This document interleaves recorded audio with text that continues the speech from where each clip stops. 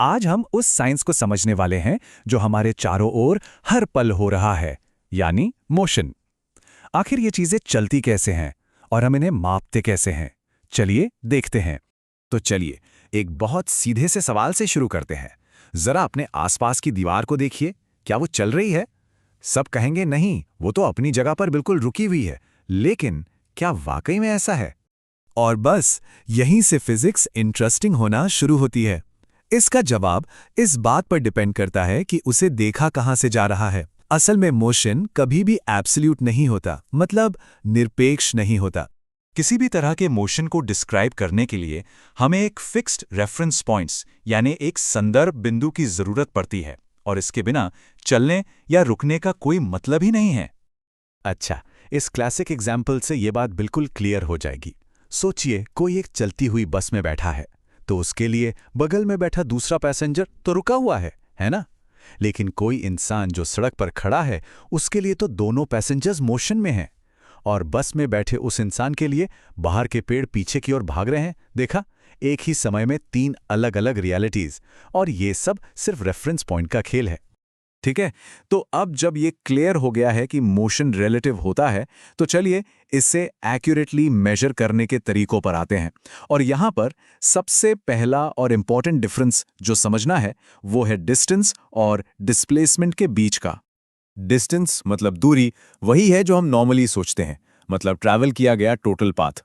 अगर कोई वॉक पर निकले और उनका फिटनेस ट्रैकर बताए कि वो 5 किलोमीटर चले, तो वो डिस्टेंस है। ये बस एक नंबर है कि कितना चले। चलिए इसे एक एग्जाम्पल से समझते हैं। मान लीजिए एक कार पॉइंट ओ से शुरू होती है, 60 किलोमीटर दूर पॉइंट ए तक जाती है, और फिर घूमकर 35 किलोमीटर वापस पॉइंट सी पर आ जाती है। तो कार ने टोटल कितना डिस्टेंस कवर किया? सिंपल सा कैलकुलेशन है, 60 + 35 हो गए 95 किलोमीटर। अब बात करते हैं डिस्प्लेसमेंट की, यानी विस्थापन, जो इससे थोड़ा अलग है। देखिए, डिस्प्लेसमेंट को इस बात से कोई लेना देना नहीं है कि कोई कहां से घूम कर आया। वो सिर्फ दो चीजें देखता है, स्टार्टिंग पॉइंट क्या था और एंडिंग पॉइंट क्या है। बस इन दो पॉइंट्स के बीच की जो सीधी दूरी है ना, वही डिस्प्लेसमेंट है। तो चलिए वापस अपनी कार जर्नी पर चलते हैं। कार ने ओ से शुरू किया और सी पर आके रुकी।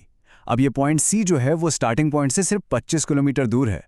तो भले ही कार का ओडोमीटर 95 किलोमीटर दिखा रहा हो, उसका डिस्प्लेसमेंट सिर्फ और सिर्फ 25 किलोमीटर है।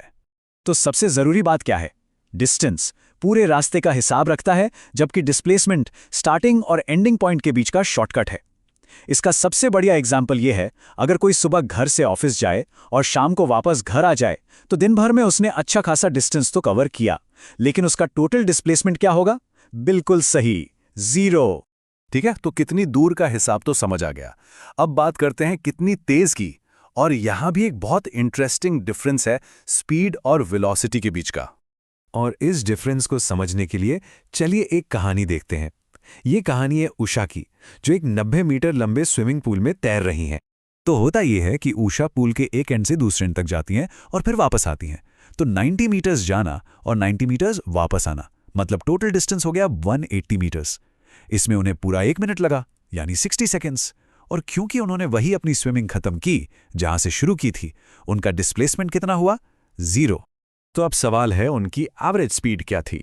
ये तो सिंपल है, टोटल डिस्टेंस जो कि 180 मीटर है, उसे टोटल टाइम यानी 60 सेकेंड से डिवाइड कर दीजिए। जवाब आया 3 मीटर्स पर सेकेंड। सीधा साधा लगता है ना? लेकिन यहां एक ट्विस्ट है। उनकी एवरेज वेलोसिटी क्या थी? याद रहे, वेलोसिटी भी स्पीड की तरह ही है, पर उसमें डायरेक्शन भी मैटर करता है, और वो डिस्टेंस पर नहीं, डिस्प्लेसमेंट पर डिपेंड करती है। और ये रहा सरप्राइजिंग आंसर। उनकी एवरेज वेलोसिटी है 0 मीटर्स पर सेकेंड। क्यों? क्योंकि उनका टोटल डिस्प्लेसमेंट 0 था, और 0 को किसी भी नंबर से डिवाइड करने पर 0 ही आता है ना? ये मजेदार। उन्होंने इतनी मेहनत की, इतनी दूरी तय की, लेकिन फिजिक्स के हिसाब से उनकी एवरेज वेलोसिटी 0 थी। अच्छा, अभी तक तो हम कांस्टेंट मोशन की बात कर रहे थे, लेकिन रियल वर्ल्ड में तो चीजें स्पीड अप होती हैं, स्लो डाउन होती हैं, टर्न लेती हैं। मोशन में होने वाले इसी चेंज को मेजर करने के लिए जिस वर्ड का इस्तेमाल होता है वो है एक्सेलरेशन, यानी त्वरण।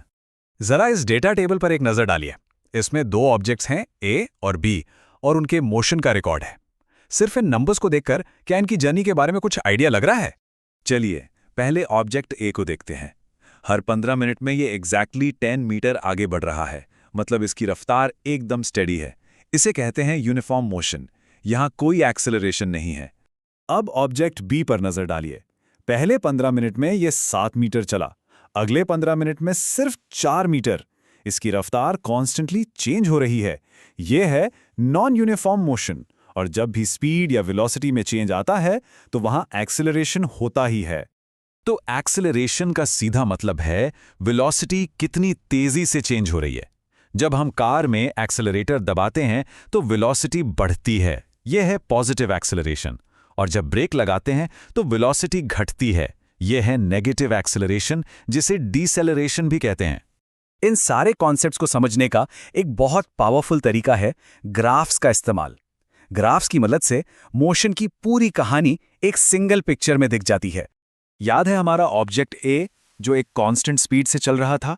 अगर हम टाइम के अगेंस्ट उसके डिस्टेंस का ग्राफ बनाएं तो हमें एक बिल्कुल सीधी लाइन मिलेगी, और ये लाइन जितनी स्टीप होगी स्पीड उतनी ही ज्यादा होगी। ये दिखाता है कि यूनिफॉर्म मोशन कितना प्रिडिक्टेबल होता है।